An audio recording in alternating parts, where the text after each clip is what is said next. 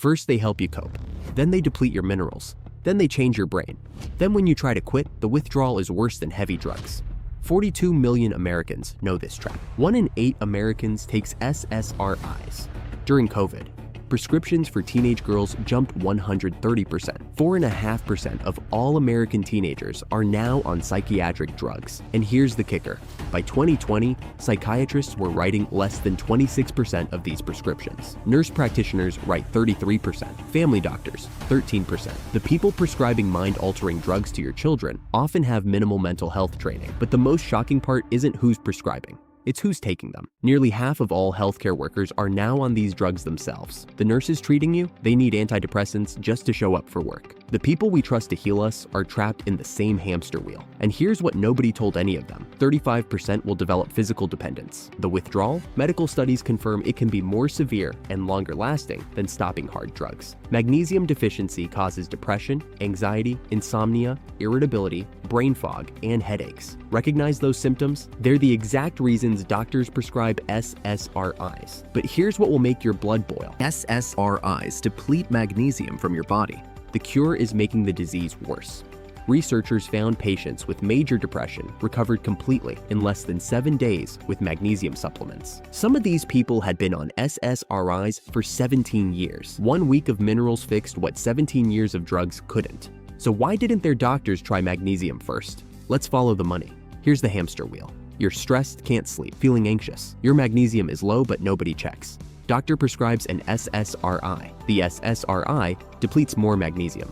Your symptoms get worse. Doctor increases the dose. More magnesium depletion. Now you try to quit, but your magnesium is so depleted that withdrawal is unbearable. Brain zaps, electrical sensations, vertigo, rage, suicidal thoughts. Doctor says it's your original illness returning, back on the drugs, higher dose, deeper deficiency, trapped. Even Robert F. Kennedy Jr., whose own family members struggled with SSRIs, said they had a harder time getting off antidepressants than heroin. Medical studies now confirm he was right. SSRI withdrawal can be more prolonged and severe than opioid withdrawal. Yet doctors still call it discontinuation syndrome, because pharmaceutical companies don't want the word withdrawal associated with their drugs. 17 years later, you're on 3 medications. Your brain zaps last months, and nobody ever checked your magnesium levels. Not once. These are real people, real stories from medical studies. One woman. I took SSRIs for 17 years. Brain zaps lasted 7 months. I was told I had a chemical imbalance. It was a lie. Another? The electrical shocks went from temple to temple. I thought I was going to die. A mother of 2. I became housebound. Couldn't work or drive for 5 months due to shaking. A nurse. I can't get through a shift without Lexapro. I've tried to quit 3 times. The withdrawal is so severe I can't work. And the brain zaps? They're triggered by moving your eyes side to side. People report actually hearing their eyes move, a whooshing sound in their head. Some describe it as their brain stopping and rebooting like a computer. For a few unlucky ones, these zaps cause disability lasting months or years with no treatment available. 93% of people surveyed were still experiencing brain zaps at the time of the study. 2/3 said their condition was unchanged or getting worse. In 2013, patients filed a class action lawsuit against Eli Lilly for hiding brain zap information about Cymbalta. The companies knew. They've always known. In 2024 alone, pharmaceutical companies paid doctors $13 billion.